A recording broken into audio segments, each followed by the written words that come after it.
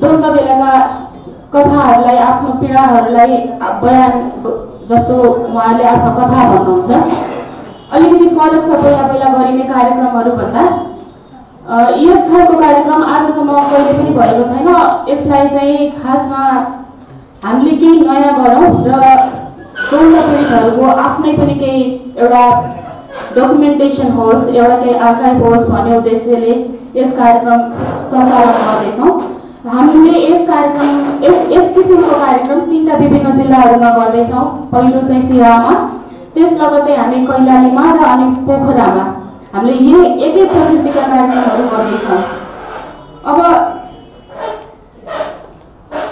यसमा चाहिँ साथीहरू आफैले आफ्ना कथाहरूलाई, आफ्ना पीडाहरूलाई, आफ्ना अनुभवहरूलाई यहाँ अगाडि आउनुहुन्छ। उहाँहरूले आफ्नो कथा भन्नुहुन्छ, हामी बस सुन्छौँ उहाँहरूको पीडाहरूलाई। हामी सबैजना भएर सबैको यहाँ अगाडि कथा भन्ने साथीहरूको पीडा र भोगाएको कथाहरू उहाँहरूले भनिरहँदा हामी पनि उहाँहरू सँगसँगै उहाँहरूको पीडाहरूलाई अनुभूति गर्ने गर्छौँ। सँगसँगै हाम्रो अर्को उद्देश्य पनि के पनि छ भने कथा भन्ने भन्दा बाहेक हामीले यस कार्यक्रमको एउटा डकुमेन्ट्री बनाउने भनेर भनेका छौँ। डकुमेन्ट्री बनाउन हामीसँग टेक्निकल साथीहरू हुनुहुन्छ र यस कार्यक्रमलाई रेकर्ड गरेर हामीले यहीँको लोकल टेलिभिजन अपन टिभीबाट ब्रोडकास्ट पनि गर्ने भनेर भनेका छौँ। त्यस विषयमा हजुरहरूले थोरै जानकारी मात्र गराउन चाहेको। यो सबै हामीले किन गर्न चाहिरहेका छौँ भने हामीले एउटा बन्द हलभित्र कार्यक्रम त गर्छौँ, तर त्यो कार्यक्रमलाई सक्दो माससम्म पुर्याउँ, हाम्रो पीडाका कथाहरूलाई सक्दो माससम्म पुर्याउँ, धेरैभन्दा धेरै मान्छेहरूलाई यस विषयमा जानकारी होस्। यस्तो भइरहेछ है, कतिपय पब्लिकमा जाने हो भने द्वन्द्व पनि भएको थियो, तर द्वन्द्वले त्यो द्वन्द्व बेलाको घाउहरू अझै पनि निको भइसकेका छैनन्।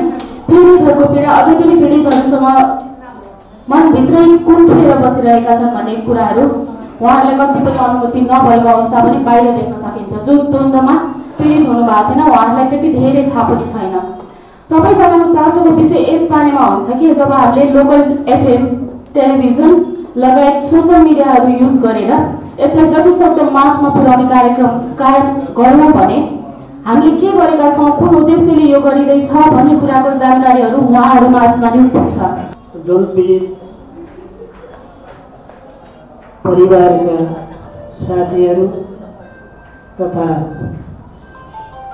यहाँ उपस्थित हाम्रो अतिथिहरू सबैमा सर्वप्रथम हामी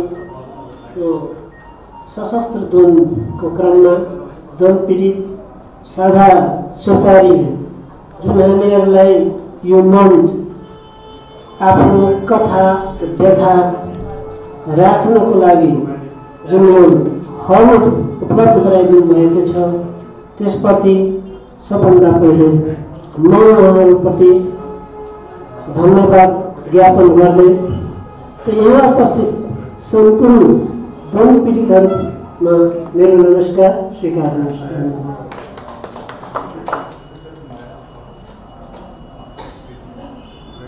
हाम्रो यो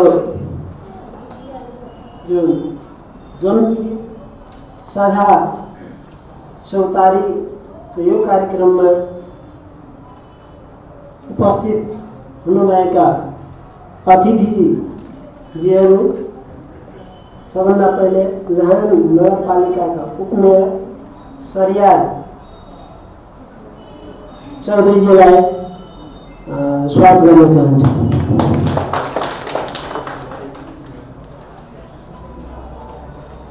र यहाँ उपस्थित हुनुभएका नेपाल पत्रकार महासंघ सिराहा जिल्लाको अध्यक्ष दिनेश प्रसाद गुप्ताजीलाई पनि यथास्थानमा आसन ग्रहण गरिदिनुमा हार्दिक धन्यवाद गर्दछु।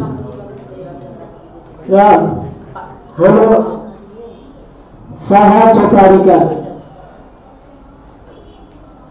संस्थापक अध्यक्ष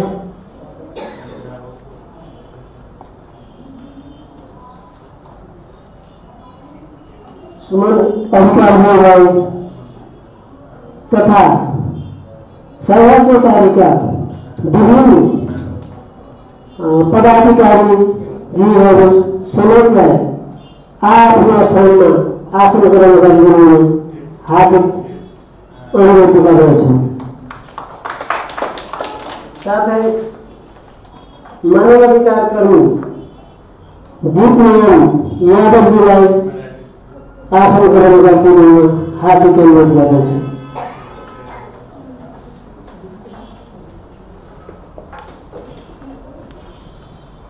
साथै यस कार्यक्रममा विभिन्न जिल्लाबाट वन पीडित परिवारका सदस्यहरू उपस्थित भई आफ्नो परिवार जन्म भएका पीडाहरू यहाँ पोख्ने र हामी यो सीमित नभई हाम्रो राष्ट्र अन्तर्राष्ट्रिय लेभलमा हाम्रो पीडाहरू व्यथाहरू जान भन्ने उद्देश्यले यहाँ उपस्थित हुनुभएका सम्पूर्ण पीडित परिवारहरूले आफ्नो स्थानमा आसन ग्रहण गरिदिनु हार्दिक अनुरोध गर्दछु।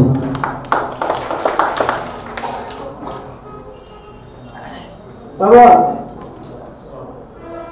म यस कार्यक्रमलाई अगाडि बढाउन गइरहेको छु। सबैभन्दा पहिला विभिन्न आन्दोलनमा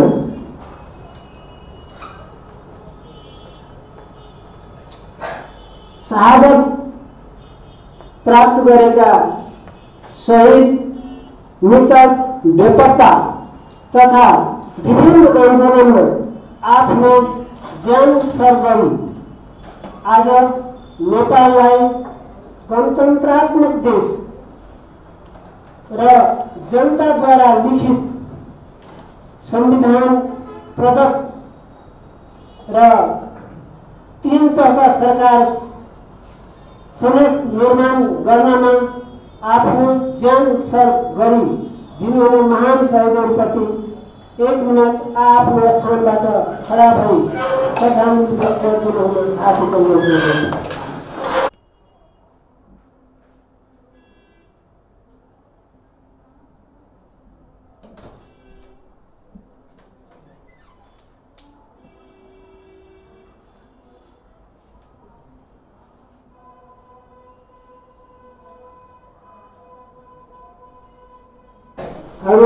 आसन ग्रहण गराउन आउँछु। मानवाधिकार कर्मी दीपनारायण यादवजीलाई आसन ग्रहण गरिदिनु हार्दिक अनुरोध गर्छु। हाम्रो विचित्र आवासको प्रतिनिधि आश्वनजीलाई आसन ग्रहण गरिदिनु हार्दिक अनुरोध गर्दछु।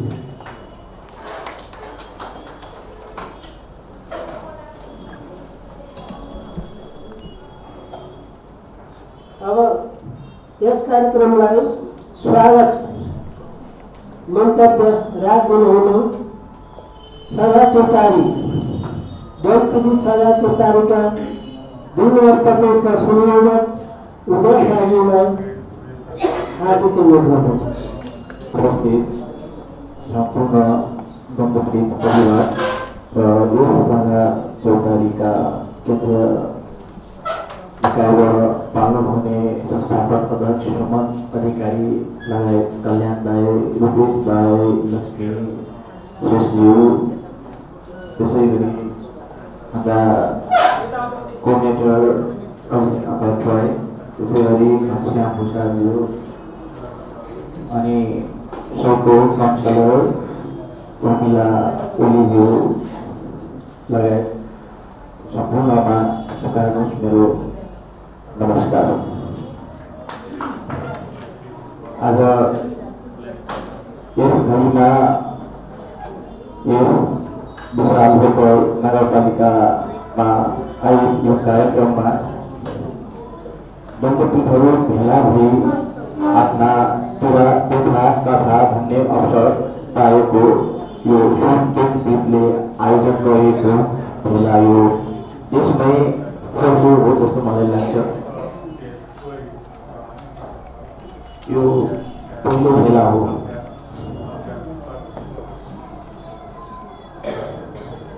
हामी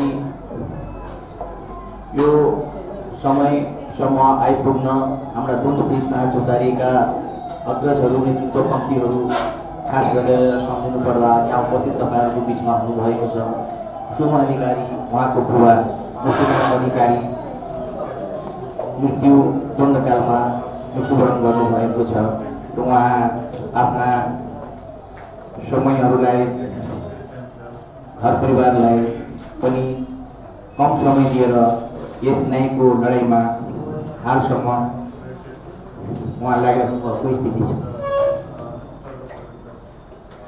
पीडा भनेको यस्तो छ कि हामीले राष्ट्रव्यापी रूपमै जम्मा 5 ठाउँमा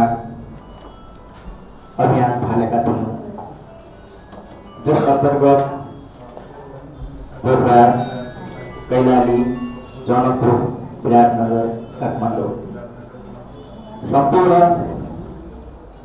त्यस प्रादेशिक भेलाले वास्तविक द्वन्द्वपूर्ण पीडाहरू अभिलेखीकरण गरी राज्य निकायलाई अन्तर्राष्ट्रिय समुदायले कसरी दबाब दिने, पीडाहरूलाई कसरी सम्बोधन, न्यायका प्रक्रियाबाट निकास कसरी खोज्ने भन्ने गम्भीरताका साथ यस साँझ चौतारीका नेतृत्व गर्ने साथीहरू सबै पीडाहरूलाई अभिलेखीकरण गरी यही मङ्सिर 5 गतेका दिन शान्ति सम्झौताको ठीक 12 वर्षको अवधिमा पुनः राष्ट्रिय भेला गरी देशैभरिबाट आएका पीडितहरूको साझा अवधारणाहरू, त्यसमा चौतारीले तयारी गरेका अवधारणाहरूमा कति के छुट्या छ भने त्यसलाई हामी थप गरेर त्यो कार्यक्रम 4 गते गरियो र शीर्ष दलका नेताहरूलाई पनि राखी प्रतिबद्धता जाहेर गर्ने काम पनि गरियो।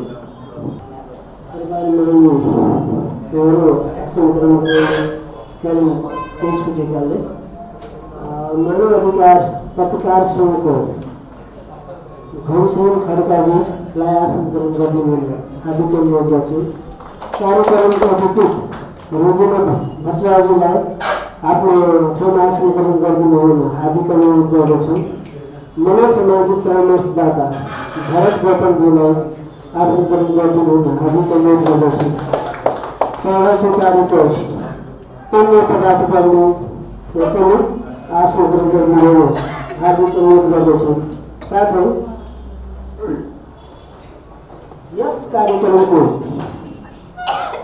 द्वन्द्व पीडितहरूको भलाइ र अनुभव सार्वजनिक रूपमा अवगत गर्ने कार्यक्रमको उद्देश्यमाथि प्रकाश पारिदिनु हुन यस द्वन्द्व पीडित छाया चौतारीका संस्थापक अध्यक्ष सुमन अधिकारीजीलाई प्रकाश पारिदिनु हुन आदिको अनुरोध गर्दछु। साथीहरू र अन्य सहकारी साथीहरू छन्। अब खास गरी आज हामी चाहिँ अलिक नौलो खाले कार्यक्रममा आज हामी जम्मा भएको छौँ। त्यो बारे साथीहरूले पनि सक्नु भएको छ है। अनि यो बारेमा हामीले केही छलफल पनि गरेका छौँ यसको तयारीको क्रममा। त्यसले गर्दाखेरि अब आज चाहिँ हामी चाहिँ यो कार्यक्रम जुन जसमा पीडितहरूले यो 12 वर्षको चाहिँ संसदको अवधि भयो र 4 वर्ष दुईवटा आएको अवधि पनि भयो र चाहिँ द्वन्द्व पीडितहरूले आफूमाथि भएको पीडा, आफ्नो भोगाइहरू, आफ्नो जुन घटनाहरू भोग्यो त्यसका विभिन्न चरणहरू समस्याका त्यो चाहिँ अब कहिले पनि ध्वस्त भएर हामीले भन्न पाएका छैनौँ।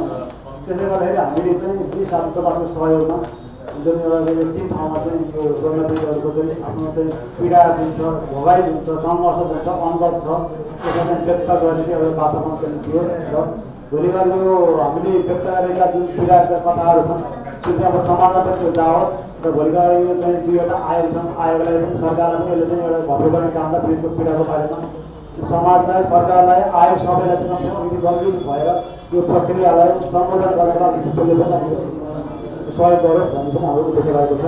त्यसलाई हामी डकुमेन्ट्री एउटा हामीले बनाउने साथीहरूले यसो गर्नु भएको छ र अनि एउटा डकुमेन्ट्री कुन ठाउँमा कार्यक्रम हुन्छ त्यसको तपाईँले हाम्रो बनाउनु पनि छ। यही कार्यक्रम चाहिँ हामीले कैलाली जिल्लामा पनि गर्दैछौँ। त्यसै गरी अर्को पोखरामा पनि हुँदैछ। हाम्रो सिरा र पोखराको कार्यक्रम भनेको चाहिँ त्यहाँ चाहिँ महिला पुरुष दुवै पक्षका पीडितहरू अनि विभिन्न प्रकृतिका पीडितहरू त्यहाँ चाहिँ हुनुहुन्छ भने अनि विभिन्न प्रकृतिका घटनाबाट पीडित हुनुभएका र त्यहाँ महिलाहरूको जुन विषयलाई मात्रै पीडालाई भोगाइलाई मात्रै केन्द्रित भएर हामीले कैलालीमा त्यो ढङ्गको कार्यक्रम चाहिँ गर्नेछौँ। त्यो ढङ्गको तयारी हामी गरिरहेको छौँ। कविताको यस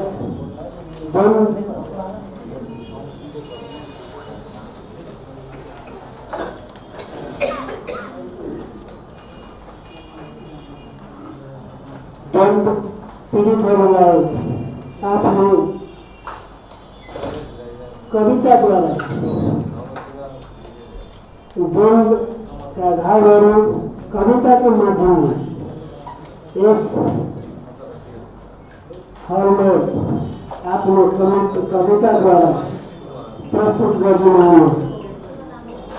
यस कार्यक्रममा द्वन्द्व पीडित परिवारका सदस्य तारा महतोजीलाई हार्दिक अनुरोध।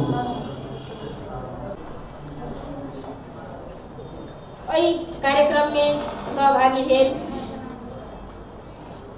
संपूर्ण द्वंद्व पीड़ित परिवार साथी सब एक कार्यक्रम में सहभागी भेल द्वंद्व पीड़ित चौतारी के कार्यक्रम के आयोजक साथी सब में और एठाम उपस्थित भेल पत्रकार मानवाधिकारवादी विभिन्न संघ संस्था और पत्रकार मित्र सब में हमारा तरफ से नमस्कार तथा अभिवादन करते हैं। और हम विशेष बात अखन नहीं, अब हम 10 वर्षीय जनयुद्ध 19 दिने जन आंदोलन के पीड़ा और विभिन्न आंदोलन सब के पीड़ा जे द्वंद्व पीड़ित परिवार सब में अथावत अखन रह रहल छै, ओई के पीड़ा के बोध हम एकटा गीत और संगीत के बोल से हम अपने सबके सुनाव चाह रहे छी।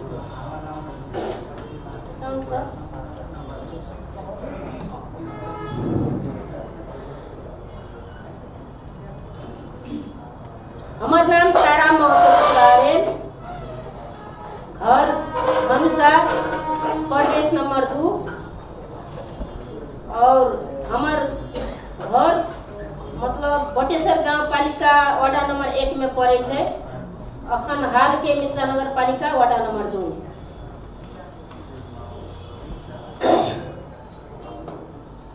दुख में जन्म भेलै दुख ही सपना भेलै किया हो रामा द्वंद्व पीड़ित के अवस्था वही न जाए तरे की किया हो रामा द्वंद्व पीड़ित के दुख बा कोई नहीं बूझत रे की दिनयन चीना रे भेलै रतियो पहारे भेलै किया हो रामा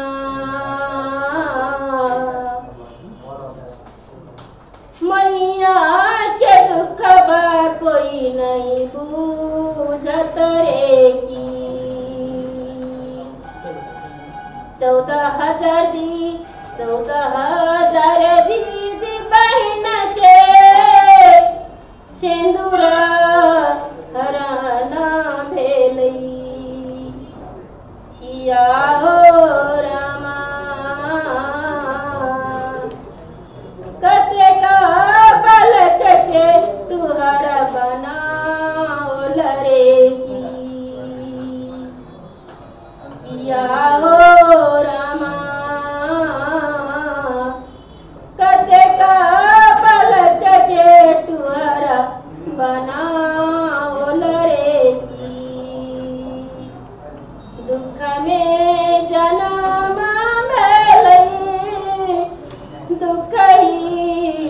अर्पण भेलै किया हो रमा कतेक बालक के टुहर बनाओल रे की दिनयन चीना रे भेलै रतियो पारे भेलै किया हो रमा के सरकार भेलै बैमान नरे की। धन्यवाद। किन गर्नुपर्छ भन्ने कुरामा आफ्नो कुरा राखिदिनुहुन मानव अधिकार पत्रकार सङ्घको सबै मित्रहरूलाई म एकमुष्ट सम्बोधन गर्न चाहन्छु। हामीसँग समय कम छ। यो यहाँले सुन्नुभएको होला सङ्क्रमणकालीन न्यायलाई सम्बोधन गर्न भनेर हामीसँग दुईवटा आयोग छ। एउटा चाहिँ बेपत्ता छानबिन आयोग र अर्को चाहिँ सत्य निरूपण तथा मेलमिलाप आयोग भन्ने छ। सत्य निरूपण भनेको सत्य के भएको थियो भनेर खोज्न पर्छ पहिला हामीले कसैलाई न्याय दिनुभन्दा अगाडि भन्ने यसको एउटा सिद्धान्त छ। त्यति बेला भएका हामीमाथि भएका घटनाहरू प्रचलित कानुनले दिने उपचार भन्दा फरक किसिमका घटनाहरू भए। हाम्रो कानुनमा कार्यक्रम थिएन बेपत्ता पार्यो भने के सजाय दिने, घरमा आएर थुकेर सङ्गठनै खडा गरेर मान्छेहरूले आएर मार्यो भने, कसैलाई सुराकी गरेको आधारमा अङ्गभङ्ग बनायो भने, कसैको सम्पत्ति कब्जा गर्यो भने के सजाय गर्ने भन्ने कानुन थिएन। कहाँ त्यो घाउ निको हुन्छ भन्ने यो कार्यक्रमबाट पीडालाई अझै पीडा नभइकन हाम्रो मनमा सान्त्वना यसै कार्यक्रमहरूबाट हामीले प्राप्त गर्ने गर्छौँ र यो म यो कार्यक्रमलाई अगाडि बढाउन चाहन्छु। कार्यक्रम हाम्रो द्वन्द्वपीडितै साथी हुनुहुन्छ। हामी यहाँ सम्पूर्ण द्वन्द्वपीडित घर परिवारका आफ्नै सदस्यहरू छौँ। त्यसैले हामी जहाँ पनि पीडित दिदीबहिनीहरू दाजुभाइहरू जहाँ जान्छौँ हाम्रा मनमा विभिन्न पीडाका कुराहरू आउँदाखेरि हामी गीतबाट हुनाइ घाँस काट्ने गर्छौँ, हम काट्ने गर्छौँ। साथी सबसे पहले हम अपन कनी सटीक पीड़ा रखा चाहे छी जे मतलब हमर नाम है कल्पना यादव, घर धनसा धाम सरसा 3 और हमारा परिवार में जम्मा 5 जना शहीद भेल छै। जेमे आके एके दिन में बाबा यानी हजूर बुआ बड़का काका के गाँव से मतलब धनसा धाम से प्रहरी के गाड़ी आकर गाँव से घरे से उठा कर बाबा हमारे विरामी अवस्था में रहे मतलब पकड़ कर जबरदस्ती ल जाकर धनसा धाम में जाकर गोली हान कर हत्या कर दिल गई। मिति 2058 साल मंगसिर 15 गते भेल घटना। ओकर बाद में 2059 साल चैत 9 गते हमार जे मझिला काका रहे जे ओहि समय में माओवादी पार्टी के केंद्रीय सलाहकार रहे नाम कहिए अजब लाल यादव, उनको 70 के रायपुर गांव के पोवा टोल से पकड़ाव कर ल जाकर जंगल में हत्या कर दिल गए। ओकर बाद में 2059 साल भदौ 12 गते बाबू के हमरा सेहो धनसा जंगल में ल जाकर पकड़ कर मार दिलकै। वही साल के 2 महीना बाद रामप्रीत यादव जे हमारे फूफा जी रहे 2059 कार्तिक 30 गते उनको हत्या कर दिल गए। ये सब हत्या कराबो वाला व्यक्ति हमरे गांव के सबसे गांव के शेरे कह वाला हेम बहादुर मल रहे और समस्या दुख के बात कभी कभी साथी सब अहाँ सब महसूस कर लेने होबे जे जकरा परिवार में यानी कि हमर पूरे परिवार से खाप हो गए।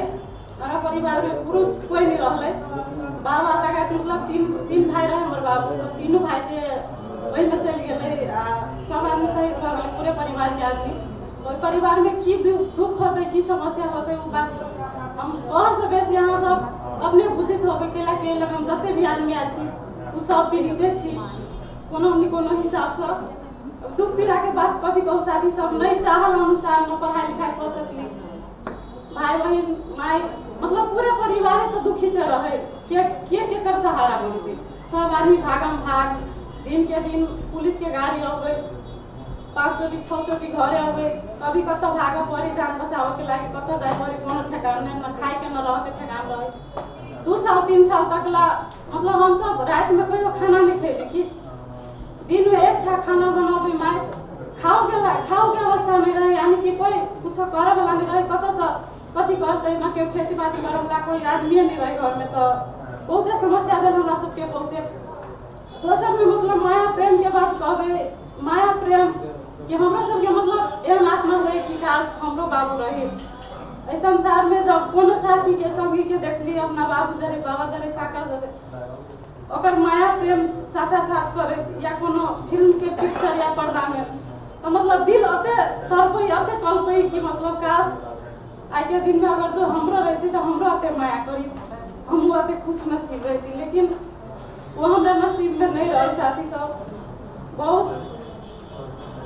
बहुत दुख दर्द मतलब भेल कि सब खुशी छिना गेल कि एको खुशी नहीं दुनिया में मतलब अभी अते छोट उम्र में जहिया ई घटना सब भेले हमरा घर परिवार में तहिया हम 7 वर्ष के रहे शुरू भेल किया, लेकिन फिर भी हमरा वो घटना सब बहुत याद है कि केना भेले, हमको बहुत दुख कटली हम कह नहीं सके छी। जन पीडितहरूको हाम्रा यस कार्यक्रममा अनुभवका भगाइहरू अभिव्यक्त गर्न र द्वन्द्वमा पढेका हाम्रा घर परिवारहरू त्यति बेलाका अवस्था, त्यो बेलाका अवस्था, अगाडिका अवस्था र यी घटना प्रवृत्तिहरू जुन छ हत्या भयो, त्यसपछि बेपत्ता भयो, यातना भयो, अनुगम भयो, यौन हिंसा भयो, बलात्कार, सम्पत्ति कब्जा र विस्थापनका कुराहरू जुन छ हाम्रा पीडित साथीहरू आफ्ना ती भावनाहरू व्यक्त गर्दिन हुनको लागि अब धेरै कुरा बोल्नु भन्दा पनि म पनि पीडितै हुँ, बोल्दा बोल्दै पनि त्यस्ता कुराहरू आउँछन् जसले गर्दा बोलाइमा कठिनाइ पनि हुन जान्छ। म अब यो कार्यक्रमलाई म अगाडि बढाउन चाहन्छु। कृपया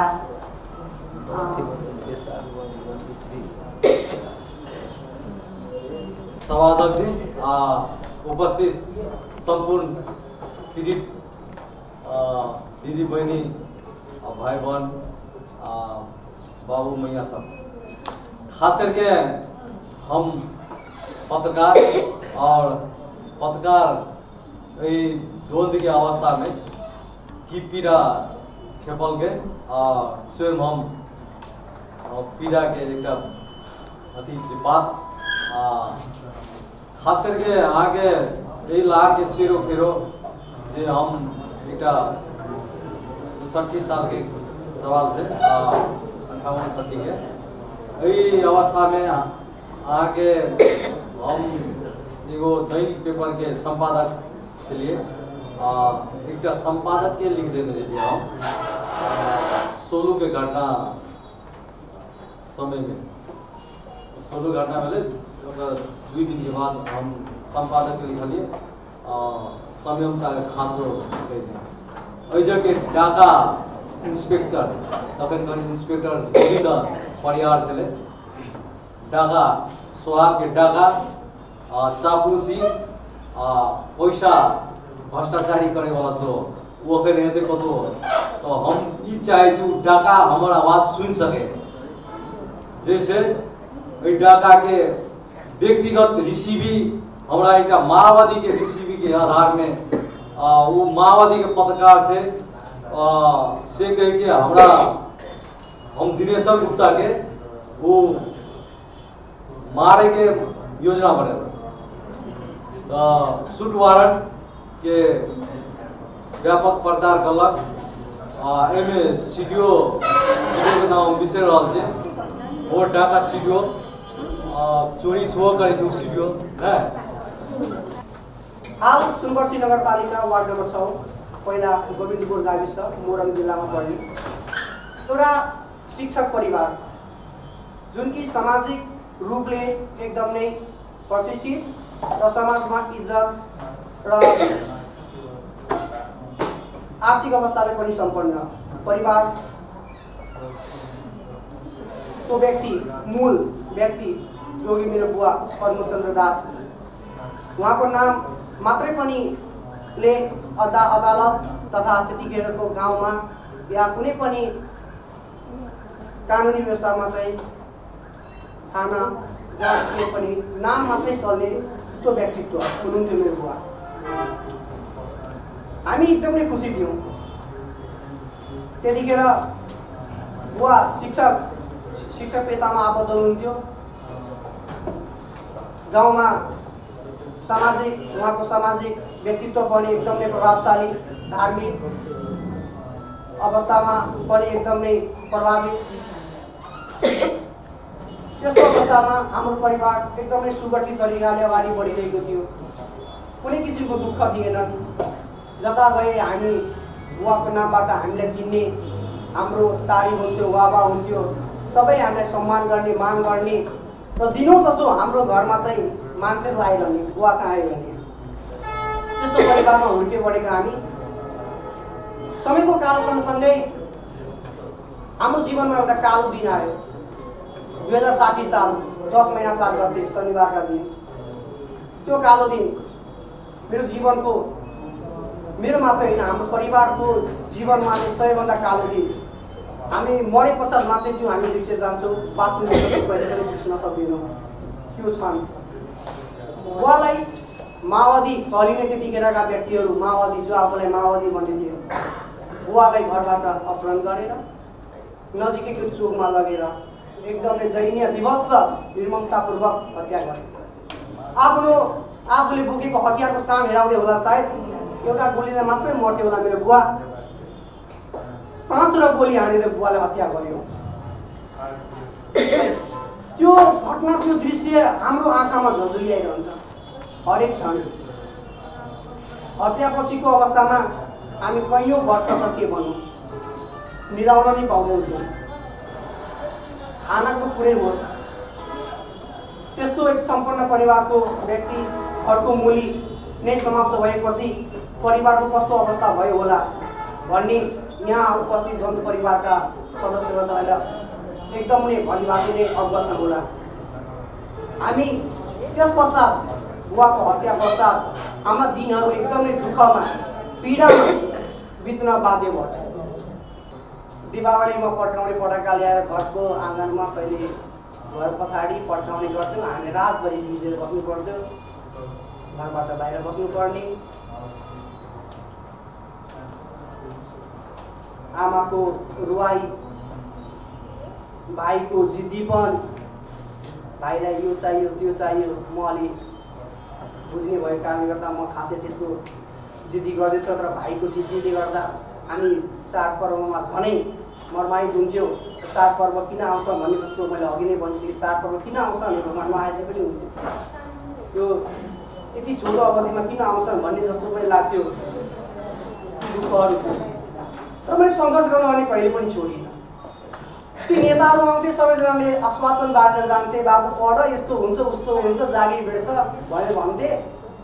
ज्यूलाई म निम्त्याउन चाहन्छु र उहाँलाई के आग्रह छ भने हाम्रो यो ध्वनि पीडितहरूको स्थानीय तहमा कस्तो दायित्व छ त ध्वनि पीडितहरूको बारेमा प्रस्ताव दिन। सबसे पहले उनका सबके हम प्रणाम करै छी। आए दुख दर्द मन छोड़कर दुख दर्द जे हुनका सबके सुनलियन त ऊ ठाउँ वाला मन नहीं सकलियन जे द्वंद्व पीड़ित सबके अवस्था बहुत दयनीय है। यही दयनीय घटना सब हो गए अब के दिन में ये घटना ये नहीं दोहराते से हमरा विश्वास लगी जे सब जे एठाम तहसील के बहुत साहस और आग के साथ की गई से जे एठाम तहसील के जे सत्य एक दिन सत्य का विजय अवश्य हेतै। जे द्वंद्व पीड़ित संघर्ष केने छै इस संघर्ष के बाटो में की कहे छै द्वंद्व पीड़ित हमेशा आगाड़ी रहते। ई सहकारी कर के द्वंद्व पीड़ित एक दिन न एक दिन महानगर पालिका द्वारा से अवश्य न्याय उचित न्याय की कहे से द्वंद्व पीड़ित अवश्य पाते। क्या हम सब की कहे से मानव अधिकार रक्षक के ठाउँ में जेका भूमिका निभाइने छलिए बहुते एहने घटना सब की कहे से पीड़ादायक घटना सब की कहे से मन छूले चले। वही ठाम का घटना सब देख देख के दर्दनाक घटना सब जिस समय में हम सब काम करे छलिए बहुते किस्म के चुनौती और घर में की कहे से चुनौती तक के आवे चले। वही चुनौती के सामना कर वही ठाम की कहे से हमरा सबके एक ठाम का स्थानीय तह में संघर्ष जारी रखलिए। जे संघर्ष के पीड़ा में की कहे भोगे वाला पीड़ा में से की कहे हम सब की कहे कखु तो नहीं चुकलिए हमेशा की कहे कायम रखलिए। क्या तब ई घटना जब भ जाय छै तब उ पीड़ा की कहे परिवारे का लागे छै दोसर आदमी के नहीं लागे छै। विस्थापित भई अहिले हाल राजविराज 8 मा बसोबास गरिरहेको छु। म विस्थापित र मृतक परिवार पनि हो। मेरो त्यो द्वन्द्वकालकै त्यो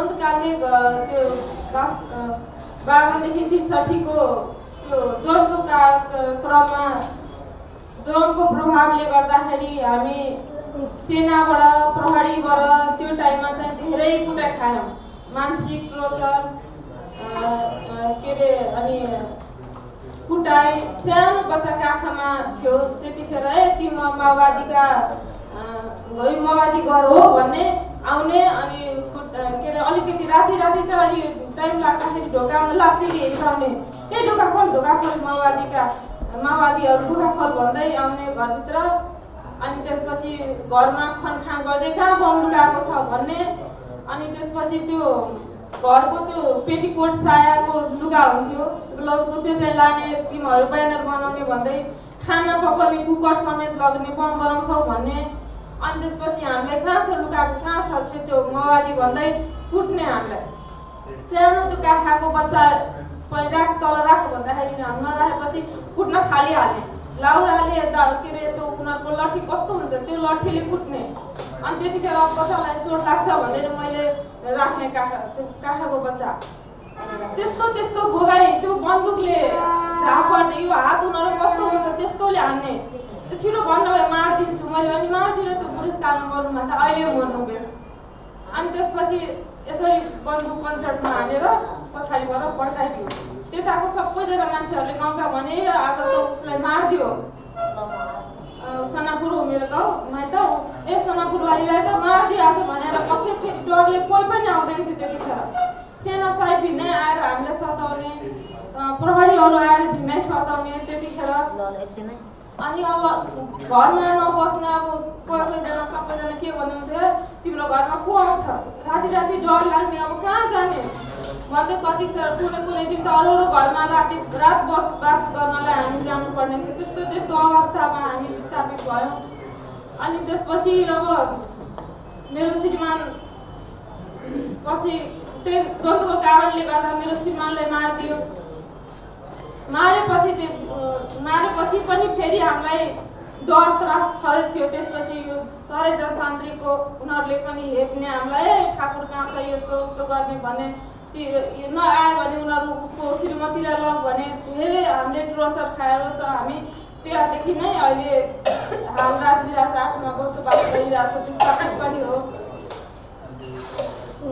त्यहीको कारण अहिले मेरो छोराछोरीलाई पढ्न समस्या छ। त्यतिखेर उहाँ के अरे उसमा सवालमा खान्छ अस्पतालमा उहाँ एउटा विकास समितिको सदस्य हुनको नाताले मलाई बुवाले भन्नुभयो हेर अब रोएर कराएर दुःख सुनाएर अरूलाई केही फाइदा छैन। तिमी एउटा केही माग नभए तिम्रो जीवनयापन कसरी चल्छ? न खेतीपाती छ न कोही रोजगार छ।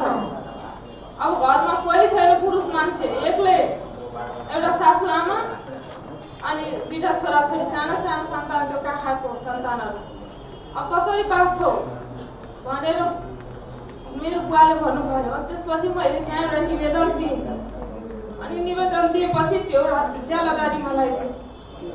त्यहीँदेखि त्यहाँ पनि मान्छेहरू भन्थ्यो त्यहाँको ए तिम्रो के हो विधवा हो तिम्रो श्रीमान छैन। त्यहाँको मान्छेहरू आफ्नो आत्मा कस्तो डुब्थ्यो त्यतिखेर। दुःख धेरै दुःख छ हाम्रो। त्यसपछि चाहिँ सानो त्यही के अरे छोराछोरीलाई पनि हुर्काउ स्कुलमा अध्ययन गर्नु लाग्यो र त्यही 180 रुपियाँ रोजमा मैले त्यहाँ जब गर्न थालेँ।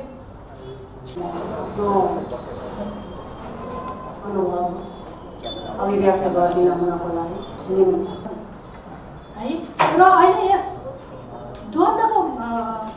द्वन्द्वकालमा बनेको म आफूलाई घाइते बगिनी भन्न रुचाउँछु। हामी यहाँ सबैजना प्राय महिलाहरू घाइते बगिनी नै छौँ। आजको यस कार्यक्रम आयोजना गर्नुभएको सिटिभिटी परिवारलाई धन्यवाद दिँदै म आफ्नो कथा र व्यथा भन्ने हो भने मेरो रामायणभन्दा धेरै छ। तर म यसै विषयवस्तुलाई सर्टकटमा भन्न गइरहेको छु र उपस्थित सम्पूर्णलाई स्वागत मेरो तर्फबाट र सिटिभिटी परिवारलाई धन्यवाद दिँदै म आफ्नो कथाहरू भन्न गइरहेको छु। मेरो घर रौतहट जिल्ला चन्द्रपुर नगरपालिका वडा नम्बर 1 मा पर्छ। म पद्मामा मैले आफ्नो छोटो कुरालाई लामो कुरालाई छोटकरीमा भन्न गइरहेको छु। मैले भोगेको कुराहरू चाहिँ मैले भोगेको भोगाइहरू चाहिँ म 9मा पढ्दै गर्दाखेरि स्कुल क्रममा 10-12 किलोमिटरको बाटो पार गरेर म स्कुल जानु पर्थ्यो। त्यस क्रममा म नगएको दिन मेरो एउटा साथी चोरले तानेर गाडीसम्म लगेछ। त्यो देखेपछि म धेरै आतङ्कित भयो। भने यस्तो बाटोमा यस्तो हुन्छ भने मलाई पनि गर्न सक्ला भनेर म प्रिकसन कराटेमा आबद्ध भएँ कि म फाइट सिकेँ भने म 2-4 नम्बरमा त बोल्न सक्छु भन्ने भएर मैले फाइट सिक्दै गर्ने क्रममा म पुलिसको गिरफ्तारमा परेँ। जुन बेला मलाई आतङ्कवादको जिल्ला लाग्यो है काङ्ग्रेस सरकारले मलाई लग्यो अनि सोधेर तैँले गेम किन सिकिस् भनेर 81 त्यसरी सोधेर म तङ्ग परेँ कि मैले गेम सिक्नु हुँदैन। पुलिस त्यतिखेर काजमा आएको रहेछ इन्सपेक्टर। अनि छोरी मान्छे भएर फाइट सिक्ने हो भनेर क्वेसन गर्छ मलाई। अनि मैले भने कि के छोरी मान्छे गेम सिक्नु हुँदैन तपाईँ पढ्नु भएको छैन कि तपाईँ एउटा इन्सपेक्टर कसरी हुनुभयो तपाईँको क्षेत्रमा छैन महिला पुलिसहरू भनेर यस्तै भन्दा त म फाइट सिकेर म आर्मी बन्छु भन्ने मेरो सोच थियो। अनि त्यसै जाँदाखेरि त्यो बेलामा पुलिसले एउटा रजिस्टरमा माओइस्ट भनेर लेखेको रजिस्टरमा हामीलाई जबरजस्ती साइन गर्न लगाइयो। मसँग मेरो अरू साथीहरू पनि थिए। अनि यो के रहेछ माओइस्ट मैले मेरो गाउँको नजिकको काकालाई सोध्ने क्रममा चाहिँ काकाले भन्नुभयो यो माओइस्ट भनेको तिमीहरू माओवादी बनायो भनेर। फेरि माओवादी थाहा छैन के हो माओवादी।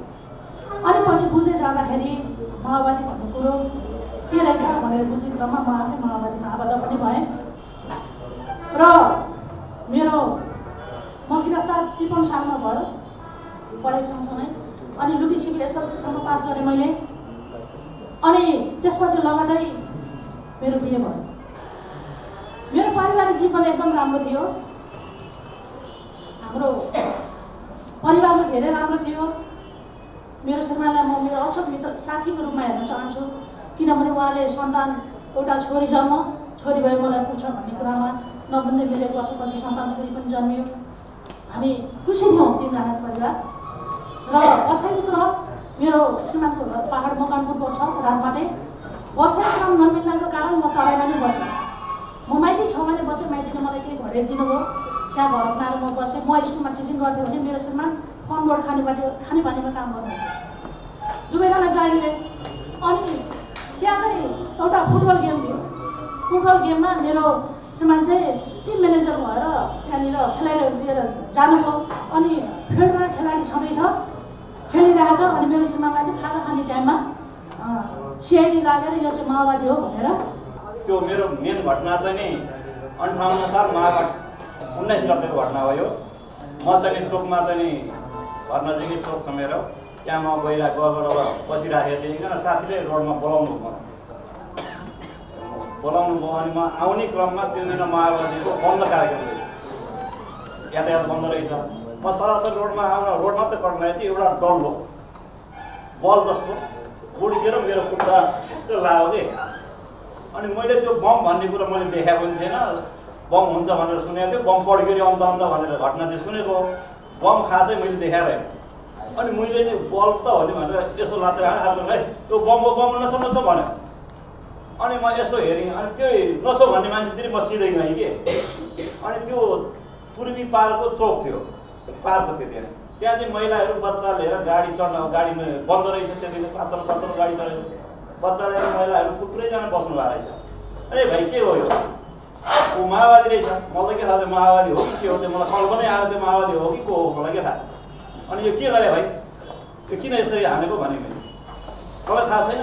आज माओवादीको बन्द, यो सल्लाह त चाहिँ नेपाल सरकारको चाहिँ सिआइडी पो रहेछ, समातेलाई भन्यो, एउटालाई च्याप समात्यो। अनि मैले हेर भाइ, तिमीहरूलाई जुनसुकै कार्यक्रम गर्नु छ भने पनि अनि चाहिँ कमसेकम यहाँ भएका महिला केटाकेटीहरूलाई चाहिँ नि हटाएर गर्नु पर्थ्यो।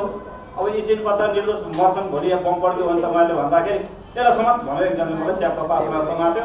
संजोग बस्दैखेर चाहिँ त्यतिखेर चाहिँ अग्नि भन्ने बस जो विराटनगर काठमाडौँको बस थियो, ठ्याक्क 12-2 बजेतिर त्यो रन्केर आयो। रन्केर आइसकेपछि अब उनीहरूले त्यो डल्लो बम रहेछ, त्यो ड्राइङ हानेको त्यसले पनि अब चाहिँ पड्किया त थिएन, बम लाग्या मात्रै थियो। त्यसले पनि किन्ने खोजेर ड्राइभर ठ्याक्कै रोक्यो गाडी रोकेपछि त अनि ठ्याक्कै एकजना अगाडि एकजनाले मलाई समातिरहेको छ, एकजना अगाडि तिमीहरू जम्मा 4 जना रहेछ। अनि तिनीहरू ठ्याक्क मलाई समातेर 2 जना अगाडि गएर पेसेन्जर उतार भने ड्राइभरले डाङ्गु पछाडि 5 मिनटमा सबै पेसेन्जर उत्रिहाल्यो। तर पेसेन्जरले एउटा सामान पनि काहीँ निकाल्न पाएन।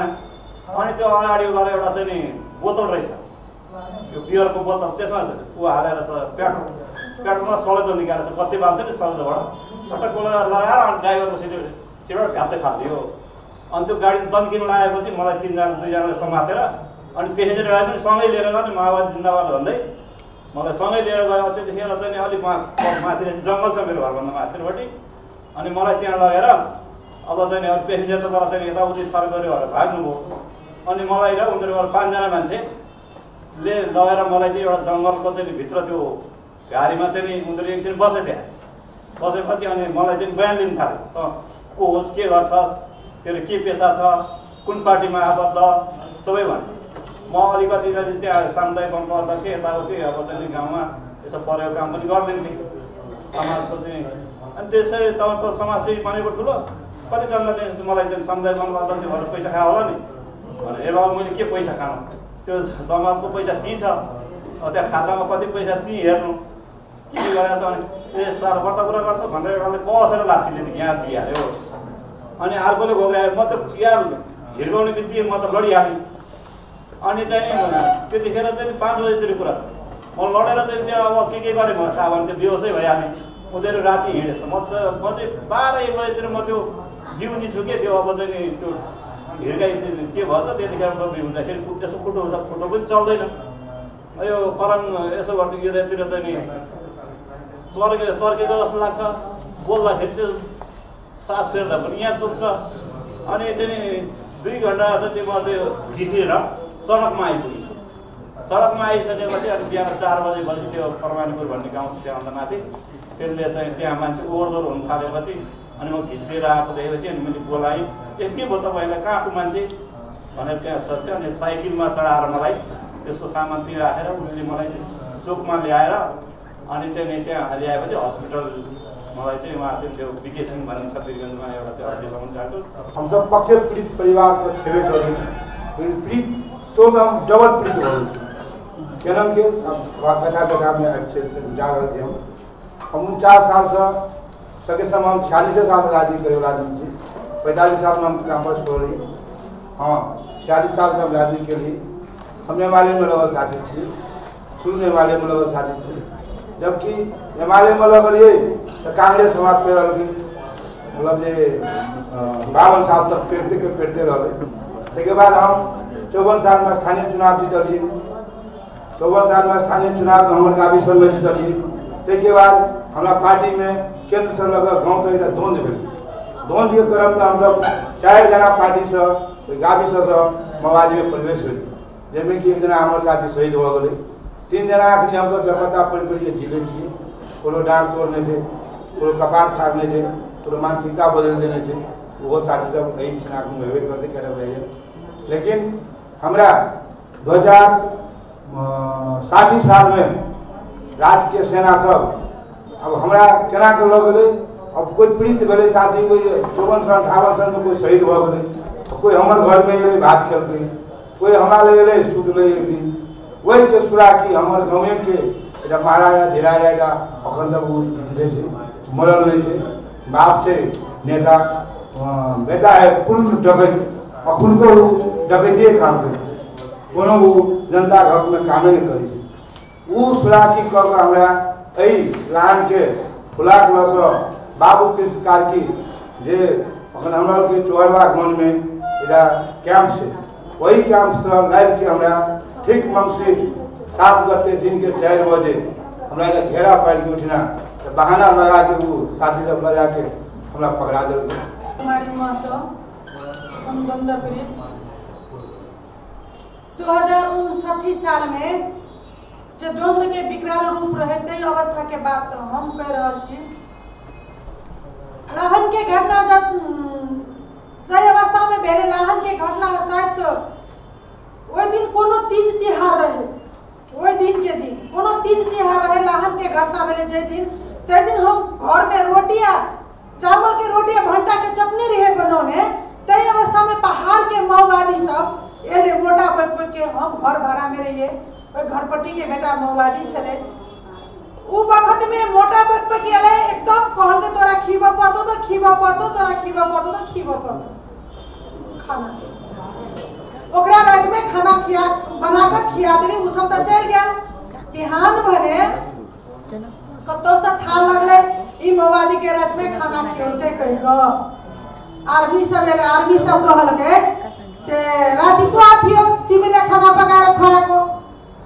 म यहाँ त पयाको छैन कसले हजुरहरुलाई भन्यो खाना पकाएर खुवाएको छ भनेर तिमी ढाड्छ यस्तो गर्छ उस्तो गर्छ म पनि डराउने मान्छे होइन मैले पनि भन्यो को आयो को आएन हजुरहरुलाई मतलब छ भने त्यतिखेर बस्नु पर्ने हेर्नु पर्यो तर तपाई त्यतिखेर दिन जुन मान्छे तपाईले भन्नुभयो त्यसै मान्छेलाई गएर सोध्नु त्यो कोटीमा मलाई के भयो 59 साल कार्तिक महीना मेरो श्रीमान विदेशबाट पैसा पठाउनु भएको थियो त्यतिखेर तपाईको अब आइएमईहरु धेरै भयो पहिला त ड्राफ्ट आउँथ्यो म गएको काठमाडौँबाट जुन दिन आयो त्यही दिन जुन मान्छे आर्मीलाई भन्न गयो त्यो मान्छेलाई माओवादीले मारिदियो मारेपछि कमल यादव भन्ने मान्छे जो त्यो सीआईडी को काम गर्थ्यो उनलाई माओवादीले मारेपछि उसको घर परिवार को मान्छेले के भन्न थाल्यो कि यो थिएन यो हप्तादेखि आयो मेरो श्रीमानलाई मार्न लगायो किनभने योसँग झगडा भएको थियो यति भन्दै मेरो माथि त सुट वारेन्टको आदेश आयो सुट वारेंट के आदेश से ये तो हम तो अपन कुछ पहचान बनाने छली अपना ठाव में कतो सो कोई हमरा खबर करला से तोरा ऊपर सुट वारेंट के आदेश हो हम कथी करू हन अवस्था में हम नहीं कतो जाके एक हमारा अंकल छथिन तैयार छले इंस्पेक्टर अपनी डीएसपी है हम वही अंकल के घरे चली गेली गढ़िया 15 दिन रहली 15 दिन के रहला क्रम में नहीं हमरा कोई माओवादी के नेता देवनारायण यादव भेटली। हम कहलिए अहाँ के खातिर हम अते बदनाम छी, अते लुकाई छी, अहाँ सब हमरा संरक्षण नहीं कर सके छी। हम ओकरा कहली तो कहलके एहन बात है तो हम ऊपर डीसीएम कथी चलते है ओकरा से वाला बात रखल। अनका घर में कते दिन रखू, ओकरो तो सरकार दबाव दे रहे, माओवादियों के डर ओकरो। फिर हम घूर के अपना घरपट्टी के घर में एलिए। हम कहलिए वो टीचर छथिन स्कूल के, हम कहलिए सर हमर श्रीमान तो अहाँ पर छोड़ के गेल के कहते देख रेख अहाँ सब करबे, बाल बच्चा छोट है, हम अहाँ सब छिए, आप तो हमर सब जान जाए वाला है, हमर समस्या केना के हल हेते सर से कह के हमर रास्ता निकालू सर, करके बाजार के घर में नहीं रह, चल गांव के घर में रह। हम सरे या रहल सरे या रहत हम ओकरो 1 महीना दुनू बच्चा, हमर 4 बरस के बेटी 6 बरस के बेटा, हम ओकरा या रहल लगली। वही गांव के माओवादी के सीआईडी वीरेंद्र शाह कहल चीज वो कहा गेले माओवादी और के कथी ई मास्टर तो पुतौ बना के घर में रखे नहीं, चरित्र ऊपर मार देती गोली तो मर जाती, मगर चरित्र ऊपर से आरोप है तो वो जिंदा रहेला मन नहीं करे। वो वीरेंद्र शाह माओवादी और के कह ई मास्टर तो पुतौ बना के रखे के घर में, बोलो एकरा तो कतो पठेबे न करे। माओवादी सब हमरा पकड़ के देखू वो में माओवादी सब के पकड़ला, बीसे तो अनिता लामा जे अखनी हमरा नगर पालिका के पहिने संयोजक छल, अनिता लामा, राजदेव शाह, वीरेंद्र शाह, तीनों को पकड़ के हमरा उल्टा बांध देला चारू को। अब तब हमरा घास काटे वाला हंसुआ ला के मारे से तू बोलू को ओकर पुतौ छी कि नहीं, ओकर पुतौ छी कि नहीं। जय गांव में हमें अभद्र व्यवहार करला, तय गांव के प्रतिष्ठित आदमी सब कर के नहीं यो छोड़ी चली एकदम अन्याय में पड़ल है, एकरा न्याय केरा पड़ते के तो शिवलाल राय और कहल चीज टुरकिया में है अखन तो वकील लक्ष्मण राय और है नहीं एक न्याय दिए पड़ते। प्रथम हुँदै 5 कक्षा पास गरेर राजगढको पशुपति माविमा त्यहाँ 6 कक्षामा प्रवेश गरौँ। त्यहाँबाट पढ्दै गए, पढ्दै जाँदाखेरि प्रथम हुँदै गयो, पछि उसले एसएलसीसम्म पुगेर पास गर्यो। एसएलसीसम्म पुगेर पास गर्दाखेरि उसले चाहिँ घरमा हलो जोतेर 9 बजीसम्म हलो जोतेर स्कुल जाने। उसको स्वभाव नरम स्वभावको जो हँसैलो थियो, ऊ फेरि गरिब दुखीको धेरै माया गर्ने। ऊ 9 कक्षा 10 कक्षा पढ्दैखेरि कोही माग्ने आयो भने बुवा ती माग्नेहरूलाई त भात खुवाएर पठाउनुपर्छ, यत्रो आफ्नो घरमा उनीहरू केही नभरै आएका होलान्, तिनीहरूलाई अब लुगा कमजोर छ भने बरु दिउँ, यस्ता अवस्थाका व्यक्तिलाई भन्ने त्यो केटाको अवस्थामा होइन बाबु अब भातै पकाएर त अब कतिखेर ठिक्क पाकेको बेलामा त दिनुपर्छ भन्ने, ऊ पाकेका बेलामा चाहिँ दिनैपर्छ भन्ने ऊ नखाने, त्यसरी दिने चलन छ। र पछि ऊ पढ्दै गएपछि त्यस्तै माहौल आयो, देशमा राजनीति माहौल आयो। माहौल आइसकेपछि हरेक विद्यालयमा क्रान्तिकारी विद्यार्थी सङ्गठन त्यहाँ बढ्न लाग्यो। पछि गएर उसले एसएलसी पास गरेर दैव संयोग त्यही राजगढमै M+2 स्कुल खोलिए। अनि त्यहाँ सबैले भने यहीँ पढाउँ, हाम्रै गाउँमा अब किन अन्त पठाउने विद्यार्थी भनेपछि उसले त्यहीँ पढ्न सुरु गर्यो। साथीहरू उसका धेरै थिए, उसलाई धेरै मन पराउँथे, सरहरूले धेरै मन पराउँथे। पढ्दै गइसकेपछि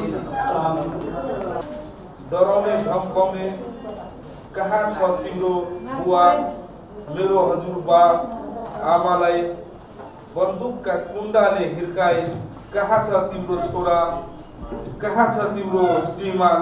यस्तो दुख पीडा भोग्दै विक्रम सम्वत 2062 साल वैशाख 2 गते सप्तरी जिल्लाको भारतीय सीमा नजिक घोरद नदीमा तराई जनतान्त्रिकका समूहले निर्मम ढङ्गले टाउको तथा छातीमा गोली हानी हत्या गरियो।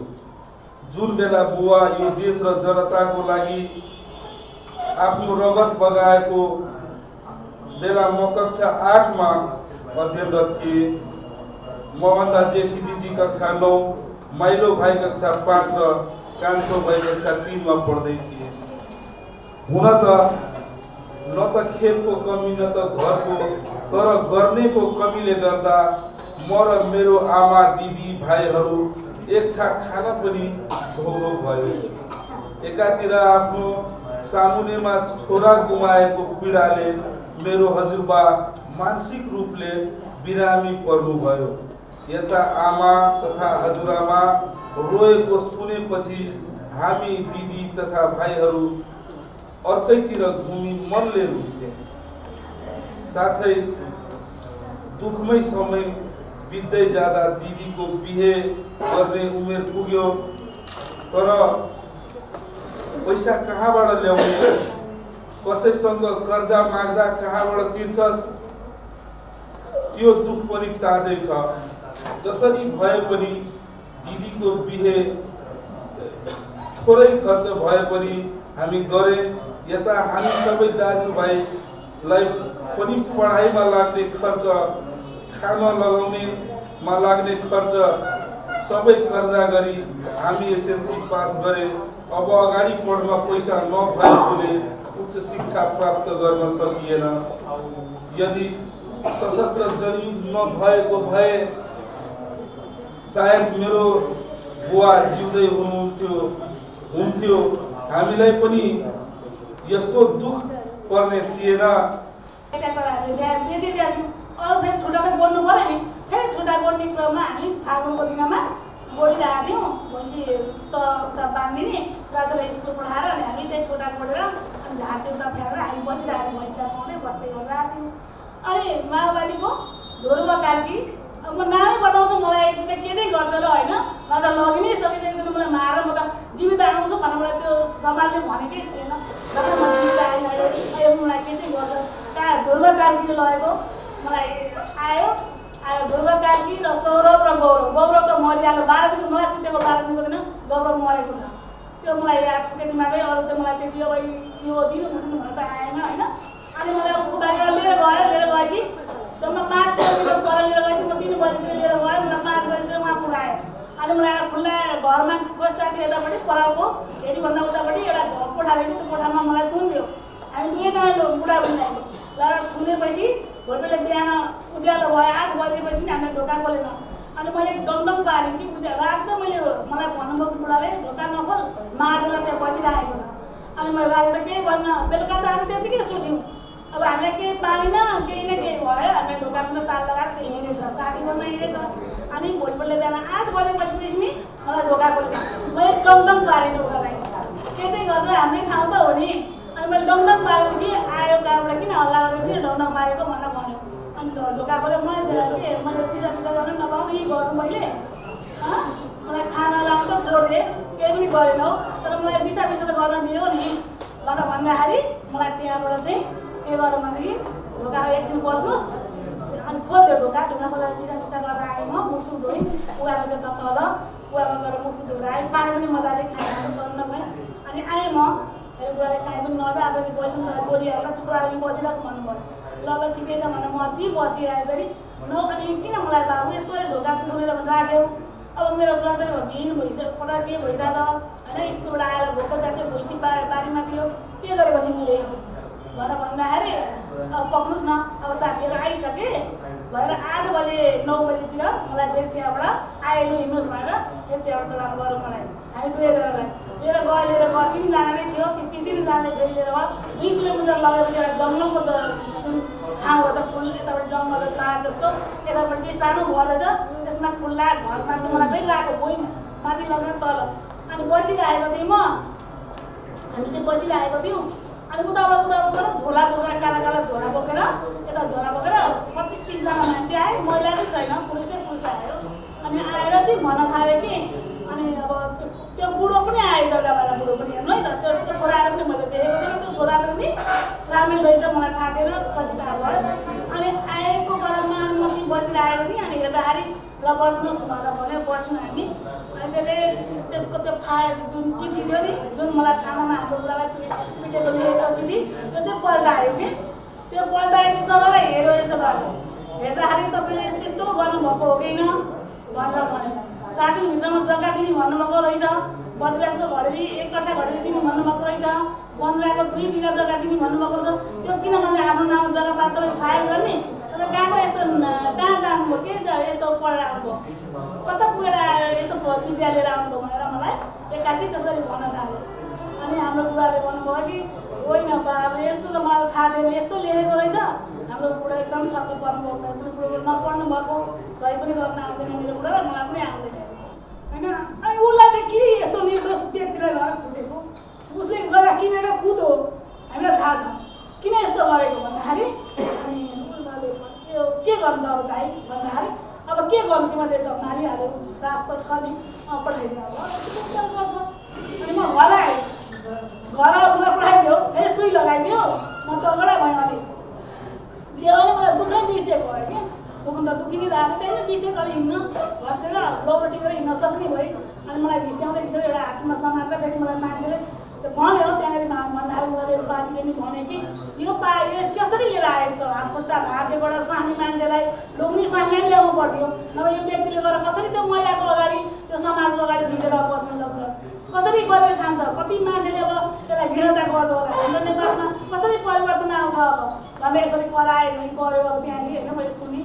अनि अब दिदी यस्तै भयो के गर्नु अब तपाईँ निर्दोष हुनुहुँदो रहेछ अब तपाईँको केही पनि रहेछ घटी त्यही अब तपाईँ हेर्नु चाहेमा एउटै हुँदैन कुनै घटी कुनै चोर फटा लुच्चा लम्बडा कुनै कस्तोहरू आउँछ होइन कुनै शत्रु सार गर्न आउँछ त्यो हामीले भन्नु छैन। हामी त पाटो होइन गरेर हिँडेको मान्छे राम्रै होला भनेर भन्दा यो कन्या नै परेको एउटा आउनुभयो तर फटा रहेछ जानुहोस् भनेर मलाई पठाइदियो। अनि घरमा आएपछि मलाई भाइले लिएर गयो भाइले लिएर गएपछि बिल्डरमा गएपछि लाग्ने गएपछि एक्सरे गरेको सबै मेरो भाँचीको यो भाँचीको रहेछ हातमै भाँचेको रहेछ गर्दाखेरि यहाँ भ्याट्टै हाल्यो होइन। अनि यहाँ पनि चोट भयो अनि यो गर्दन पनि मेरो अहिले पनि हेर्नु यहाँ फुलिराखेको छ यो पनि गाह्रो पनि होइन रहेछ अनि थाइरोइड पनि होइन रहेछ। अस्ति पनि मैले गएर जताएर अस्ति तिहार पनि गएर उहाँहरूले बोलाउनु भएको थियो त्यतिखेर त्योभन्दा अगाडि तिहार कुकुर तिहारको दिन म उहीँ गएर काठमाडौँबाट सुई लगाएर सुईमा सिरिन्जले रोपेर निकाल्दाखेरि पानी छ तर त्यो पानी चाहिँ तपाईँ 3 महिनामा चाहिँ आउनुपर्छ र फ्याँक्नुपर्छ नभए क्यान्सर हुन्छ भनेर भनेको छ। मैले 3 महिनामा गइरहेको छु। अनि बिरामा गएर पनि त्यहाँ प्लास्टर स्लास्टर गरेँ एक्सरे सबै भाँचेको रहेछ। अनि प्लास्टरले कम्मरमा पनि बाँधिदियो कम्मरमा एउटा यत्रो बेनी दियो अनि घाँटीमा पनि यत्रो दिएको थियो। अहिले पनि मलाई चलाउनु हुँदैन मैले एक्सर्साइज गरिरहेको छु अनि पार गरेर उठेर म हिँड्छु र पनि मेरो यो घाँटी अहिले पनि यसो गर्नु हुँदैन दुखी नै राखेको छ र काँडमा पनि अब मैले अब गरिरहनुपर्छ होइन। सेनाहरूले सिकायो भने मलाई सब गर्दाखेरि त्यो बुढो हाल्नु छ भनेर मलाई राति भन्नु र फेरि पुरा राति जाँड खाएर कोही कमान्डो कि कतिको आउने आएर चाहिँ पुरै मानसिक टचर गर्नु त्यसमा शारीरिक टचर शारीरिक हातहरू लगाउनु त्यो यस्तो मात्र हो त्यो मुखमा आएदेखि कतादेखि हालेर म कसरी लगाउँछु भन्दासम्म त्यस्ता त्यस्ता शब्दहरू अश्लील शब्दहरू बोलेर मलाई चाहिँ पिछे गरिएको थियो र त्यसरी म त्यस पछाडि पढ्दाखेरि मेरो आफ्नो पछाडि के अरे मलाई त्यो काठी गरेर दियो काठी चाहिँ उहाँले यात्रा दिँदाखेरि पछि उहाँलाई ठुलो यात्रामा चाहिँ उहाँलाई दियो। त्यसरी पछि मलाई भेट्दाखेरि उहाँले भन्नुहुन्थ्यो मैले यसो खाएँ मलाई यस्तो गऱ्यो भनेर भन्नुहुन्थ्यो। मैले त्यहाँबाट पछि मैले भेट्न सकिनँ उहाँलाई र त्यसरी उहाँलाई पनि त्यस्तो यात्रा त्यो पुग्यो तैँले मन पराएको छ ल बजोस् भनेर मलाई उहाँले कपडा सपडा दिँदाखेरि उहाँलाई त्यसरी उहाँलाई पनि त्यस्तो टचर दिएको थियो। र अहिले पनि म के भन्छु भने त्यस पछाडि म कार्य चलान गरिसकेपछि कार्यक्रममा पनि त्यस्तै खालको झडप पऱ्यो र झडप परेर हामी घाइते कतिपय साथीहरू घाइतेसम्म हुनु पुग्नुभयो र हामीले त्यहाँनिर पनि अनसनहरू पनि बस्यो। टीचर छले घरेले 2058 साल 8 महीना 28 गते अगहन के में 5 बजे में 14 जना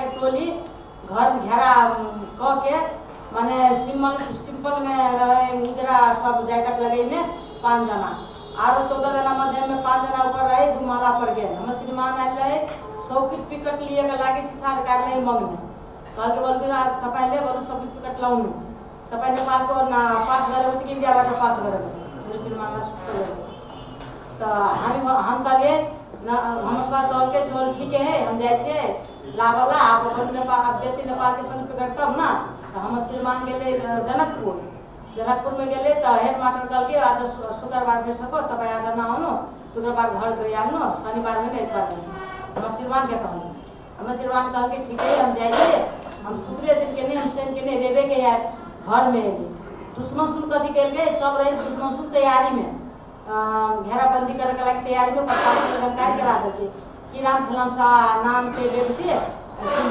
जिला टीचर छे करे से वो घर में अखनी बड़ू घेराबंदी कर पकड़ा देते तो सब CID सूचना के लागल है हम श्रीमान कह के ठीक है खाना हम अबै से जे खाना बना के रखने रह जहाँ टेंशन ले ले हम कहना यहाँ नहीं आ वहाँ पर दुश्मन लागल है अहाँ के एक बेर में आगे पकड़ के ला देते तो अहाँ के मार देती कहला तो हमारे बच्चियों रहे बेटी रहे मनाते रहे बेर 1 महीना के नहीं जन्मल बच्चा कहल बाबू अहाँ नहीं आ कह के बाबू अहाँ भी तो आगे मार देते दुश्मन अहाँ पर लागल है तो अहाँ कैसे नहीं छी माओवादी लेकिन अहाँ के दुश्मन माओवादी कह के अहाँ के नहीं देते मार देते अहाँ के अपना सके अहाँ नहीं आ कह छोरी तपाईँ टेंशन नगर्नु हामीले के गर्दैन हामी टीचर हो हम सरकार के जागिर खाइरहेको छौँ हामी माओवादी होइन दुश्मनले हामीलाई के गर्दैन गर्छ भने हामी समातेर हामीलाई छाड्दिन्छ हाम्रो श्रीमान कहलके तो हमारे बेटी कहल अब हम नहीं मानी सब बात आप जो समझावा से कहलके तो हम कहलिए अहाँ कैला अयली तो अयले हम कहलिए पहले खाना बना दूँ रामू हमरा भूख लागल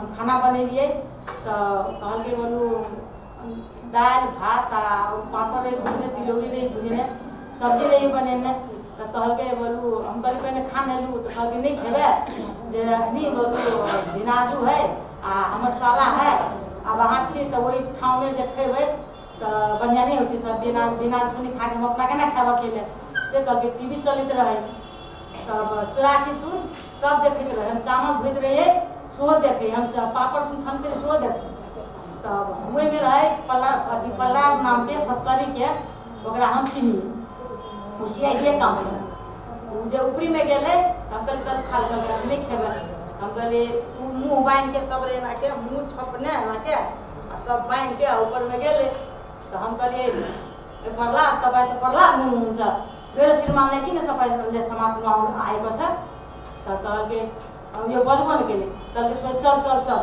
हमारा श्रीमान कहलके चल चल चल त हमरा कहि बढी कुरा नगर्नु है त तपाईले यसले पनि त्यो पेस्तोल हान्दिन्छ मैले तपाईँ पेस्तोल हाम्रो लागि नहान्नु सक्नुहुन्छ तपाईँहरू तर मेरो बुढालाई किन लिएर जानुहुन्छ किन मेरो बुढा त टिचर हुनुहुन्छ सरकारको एउटा जागिर खानुहुन्छ भने तपाईँ के भनेर लिएर जानुहुन्छ तपाईँ को भनेको छ समातेर लड्नु तपाईँ मेरोसँग कुरा गर्नु होइन बढी बात भन्नु तपाईँले पनि समातेर लिएर जानुहुन्छ त्यति कुरा भन्नु हामी भने बढी कुरा नगर्नु है हामी पनि त्यहाँ कुरा गरौँ प्रशासनसँग त्यो म भन्नु प्रहलाद तपाईँलाई चिनिसक्यो तपाईँ बढी कुरा नगर्नु तपाईँ प्रहलाद हुनुहुन्छ अरू साथीले मैले चिन्न पाएन यो प्रहलाद नाउँको तपाईँको छ 70 जिल्ला घर छ तपाईँको आमचुरामा खुवाएको छु तपाईँ मेरो घरमा आएको छ त्यसैले तपाईँले चिन्नु तपाईँ टेन्सन बढी मेरो नदिनु त्यसले पनि तपाईँसँग गाली गर्छु त्यस्तो कुरा गर्यो यसले हामीलाई भन्यो ठिकै छ अब मेरो बुढाले भने म खाँदैन ओर्ना दिनु रामु भनेको माया गरेको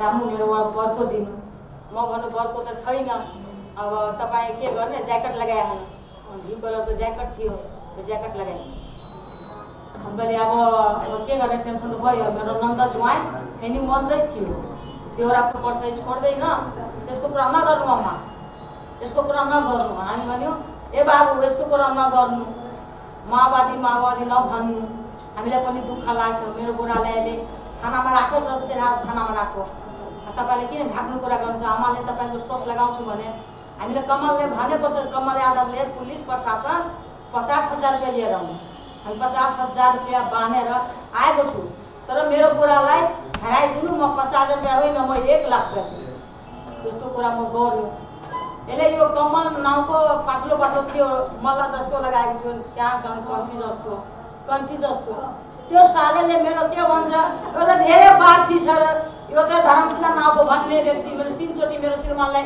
समातेको थियो यो सालेले के भन्छ धर्मशिला नाउँको भन्ने व्यक्ति धेरै बाठी छ त्यसको श्रीमतीले आएर श्रीमानलाई छोड्दैन पैसा पनि नचाहियो है त्यसलाई छोड्नु पर्दैन हामीले साले यस्तो कुरा नगर हामी पनि त्यहाँपछि डटेर बोल्यो क्या नेपाली काङ्ग्रेसको तपाईँको मुसहरु नाउँ भन्ने अब मेरो माया गरेर त्यति बेला आज श्रीमानलाई बुझाउन मेरो श्रीमानले त्यति माया गरेको थियो हामीलाई धेरै शोक लागेको थियो रामु तपाईँ नरुन्नु मेरो मान्दैन म फर्केर आउँछु म भन्यो होइन मेरो छोराले तलाली पढिरहेको छ मेरो छोराले रात खोलिन्छ त्यति बेला दाइले हामीलाई त्यति बेला खेत दिएन, अस्पताल पनि भएको थिएन, त्यो बहिनी चुवा थियो, मेरो घरका रक्षा गरेको थियो।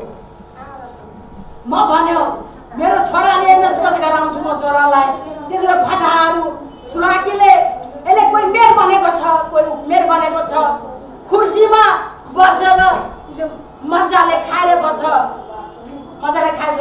हामी दोन पिँढी होइन, हामी दोन पिँढी सबैजना यो सरकारलाई दबाब नदिएर यो टेर्नेवाला छैन। मानव अधिकारले हामीले के भनेको थियो, तपाईँको बुढोले छाडिदियो धर्मशिलाजी, तपाईँलाई छाडिदियो, सिधीले भन्छ म समातेर ल्याएँ त म तपाईँको धर्मशिलालाई बुढोलाई छाडिदियो। यो किन तपाईँ यस्तो कुरा गर्नुहुन्छ? मानव अधिकार भएर यता कहाँ छाडिदियो, कहाँ राखेको थियो? तपाईँ जुभागनमा हामीलाई लिएर जाऊ, म जान्छु गर्नको लागि। मेरो जिम्मालाई कहाँ छाडिदियो, कसको जिम्मामा छाड्यो? जिम्मा लगाउनुपर्छ नि, आफै मनले हुन्छ हुँदैन। मेरो छोराको जीवन कसरी चल्छ, मेरो छोरीको जीवन कसरी चल्छ, मेरो नातिको समस्या कस्तो छ, प्रचण्डको समस्या यता छैन, यो मन्त्री भएको समस्या त्यसको छैन।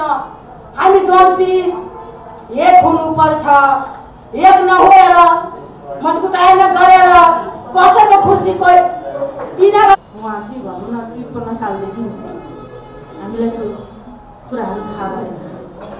पछि आएर जब म 2056 सालमा जुन म क्याम्पस अध्ययन गर्न थालेँ, इन्द्रबा बहुमुखी क्याम्पसमा म अध्ययन गराएँ र त्यतिखेर वास्तवमा यो राजनीति र यो शोषण, दमन, अन्याय, अत्याचार र पीडाहरू कसरी फैलियो, यसलाई कसरी अन्त्य गर्ने भन्ने विषयमा चाहिँ मैले विशेष गरेर जुन माओवादीले ल्याएको सिद्धान्त भनौँ, नेपाल कम्युनिस्ट पार्टीले ल्याएको सिद्धान्तमा त्यो प्राप्त गरिसकेपछि म त्यसरी त्यहाँनिर आबद्ध भएँ। म पनि विद्यार्थी सङ्गठनबाट सोच निर्वाचनमा निर्वाचित हुँदै 2057 सालमा निर्वाचित भएँ र 2057 सालमै चाहिँ म एउटा भनौँ न होल्डेमरको रूपमा फिल्डमा काम गर्न थालेँ।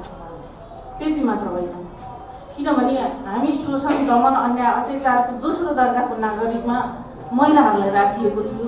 यो मलाई सही थिएन, किनभने समाजमा हेर्ने हो भने, पारिवारिकमा हेर्ने हो भने र राज्य स्तरमा हेर्ने हो भने महिलालाई चाहिँ एउटा कठघराभित्र राखिएको थियो र उनीहरूलाई स्वतन्त्रको नारा लगाइएको थियो। त्यो मलाई बचिरहेको स्थितिहरू थिएन। त्यसलाई बुलन्द गर्न र सम्पूर्ण नेपाली महिलाहरूको अधिकारलाई सुनिश्चित गर्नको निम्ति सङ्घर्षमा म उत्रिने वास्तवमा हुन्छ र सङ्घर्षमा उत्रिसकेपछि अब तपाईँहरूलाई थाहा छ, त्यतिखेरको समाजले, त्यतिखेरको परिवारले, त्यतिखेरको चाहिँ तपाईँको राज्य सत्ताले पक्कै पनि महिलाहरूलाई राम्रो भन्दैन। उनीहरू बेसिया बनाइ छोरी भन्थ्यो, ऊ बेसिया भई कतिवटा नाठा खेलाएर हिँड्ने भनेर भन्थ्यो। ती विभिन्न किसिमका लालचनाहरू भोग्दै पनि ती कुराहरूलाई नसुनिकन एउटा सङ्घर्षको माध्यमलाई अगाडि बढाइयो। फेर पक्राउ गर्ने बेलामा प्रशासनले फेरि यातना दियो। मेरो 3टा दाजुभाइमा एउटा दाजुभाइ थियो, एउटालाई बेपत्तै बनाएको थियो र 2टा दाजुभाइमा एउटा सानो भाइ थियो। उसलाई बन्दुकको कुन्जाले हिर्काएर चाहिँ पुरै रगतामै बनाएको थियो। मलाई पक्रिने सवालमा चाहिँ पुरै घेराउ गरेर त्यो दृश्यबाट मलाई लगियो र त्यसरी ल्याइसकेपछि 21 दिनसम्म मलाई हिरासतमा राख्यो।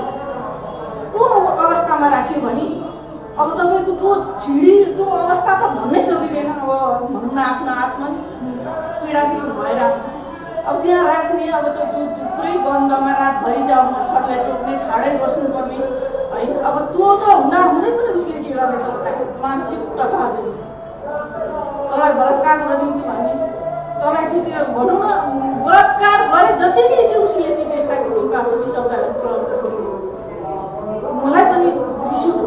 मलाई रिस उठिसकेपछि आखिरी मर्नु छ भने मरियोस् भनेर मैले पनि के भने तपाईँका दिदीबहिनीहरू छैन, तपाईँ कोसँग यसरी बोल्दै हुनुहुन्छ? जब मेरो विवाह भयो त्यही बेला चाहिँ म द्वन्द्वबाट चाहिँ 65 साल 58 सालदेखि 65 सालमा चाहिँ म कुनै न कुनै रूपबाट चाहिँ म प्रभावित भइ नै रहेको पीडितै थिएँ। जब मलाई चाहिँ यस्तो लाग्थ्यो कि म चाहिँ 7-8 वर्षबाट चाहिँ एउटा माओवादी भन्नेले चाहिँ अब सुनेको कुरा छ, माओवादीले आउँदैछ अरे अब चाहिँ गरिब र धनीलाई समान गर्ने रे, जस राम्रो हुन्छ, गरिब र धनी समान भएपछि सबैले सुखी हुन्छन् भन्ने कुरा चाहिँ त्यो सुन्दाखेरि चाहिँ मलाई यति धेरै प्राउड लाग्थ्यो, यति धेरै गर्व लाग्थ्यो। आहा कस्तो राम्रो हुने हो भन्ने फिल हुन्थ्यो। तर मलाई कहिले पनि थाहा थिएन कि म यो जुन माओवादीको उमा चाहिँ म आफै नै पर्छु भने चाहिँ मैले कहिले पनि कल्पना गरेको थिइनँ। र मेरो बिहेमा पनि मैले चाँडै नै गरेको थिएँ। 10 कक्षा पढ्दै बिहे 10 कक्षा म टेकेर जस्ट 2-3 महिना भएपछि मेरो बिहे भयो। जुन बिहे पनि म चाहिँ अलिकति सशस्त्र प्रहरी हुनुहुन्थ्यो मेरो श्रीमान, उहाँसँग मेरो विवाह भयो।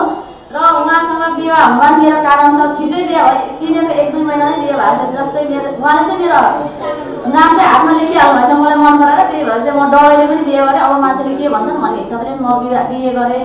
र जब बिहे गरिसकेपछि असारमा बिहे भएको थियो। अनि बिहे भइसकेपछि अब म यसलाई सर्टकटमै भन्दैछु।